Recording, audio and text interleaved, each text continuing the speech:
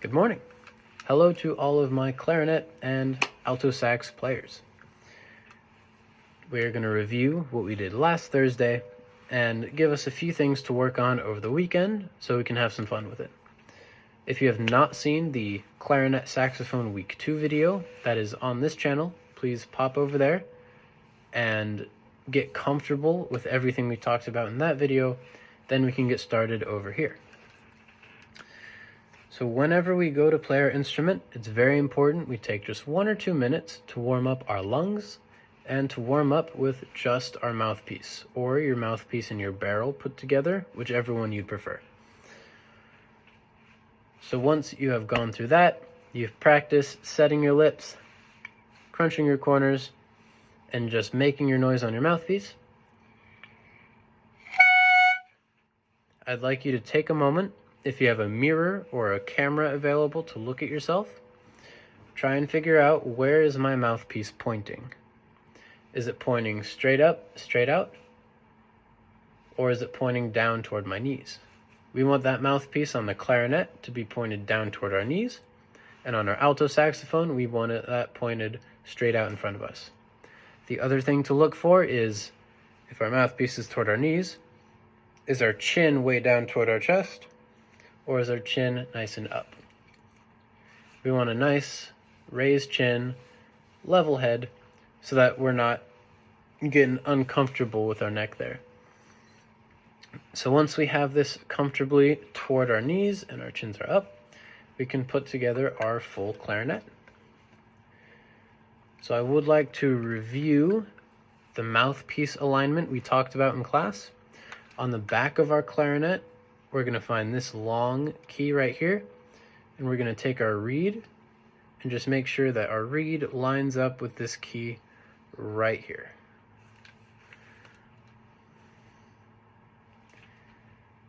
All right, and there you go. Looks like this key is lined up pretty nicely with that reed, and our clarinet is all good to go.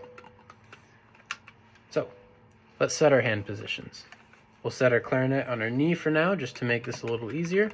We'll start with our top hand. That's our left hand. Let me just turn around here. Left hand, left shoulder, left hand. Here we are. Our thumb is going to go on the back of the clarinet in this opening right here. Boom. Our first finger is going to find this first opening right here. Our second finger on the second opening, and then our third finger on the third opening, just like that. Beautiful. You can practice moving your fingers just by themselves, up and down, nice and slowly, just to get comfortable with feeling those openings on the clarinet. And then with our pinky, we're going to put it right here on this key that's kind of out to the side of the clarinet a little bit. And that is going to be the one, if we turn our clarinet sideways real quick, that's going to be the one that is highest off of the ground. You can see this one's really high, this one's a tiny bit lower, and this one is pretty low. And we want the one on the very top there with our left hand, and those are going to be our finger placements. Now with the right hand, the bottom hand, we're going to find these 3 rings. That's where our 1, 2, 3 finger are going to go. Our thumb is going to be right on this thumb rest in the back. That's what's going to hold up your clarinet, just like that. 1, 2, 3. And then our pinky is not going to go on this key right below the holes, the openings. It's going to go right below that. So you're going to skip this key and go right here. So from the very top, you have thumb, 1, 2, 3, pinky, 1, 2, 3, pinky, and then your thumb in the back on that thumb rest.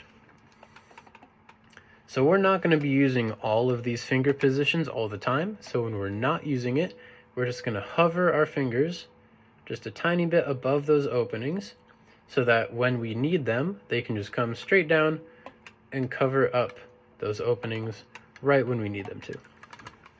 So we'll start by hovering all of our fingers. That's completely open, nothing's covered. We can set our chapstick lip and our corners with our left hand, hold the clarinet with our right hand,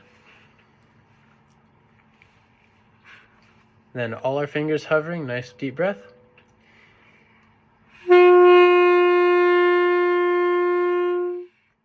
And we get our open sound.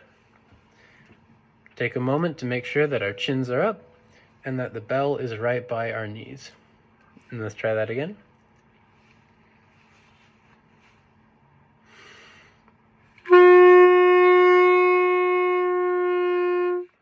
Nice.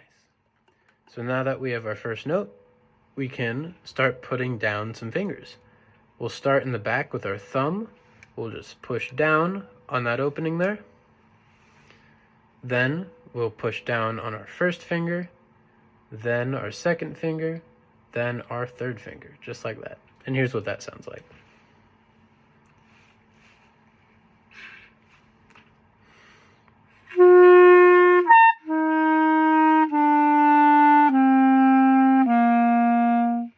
One more time from the side.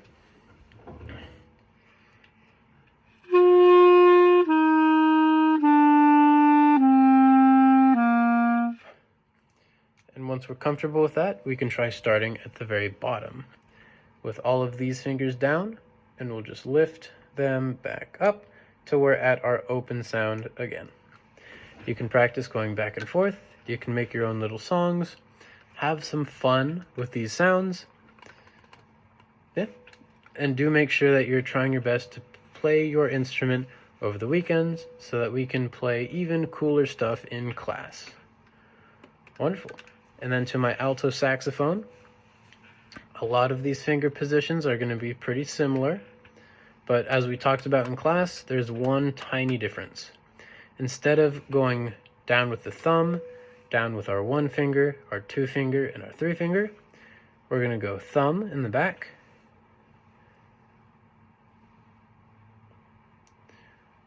two finger, 1 finger, 1, 2.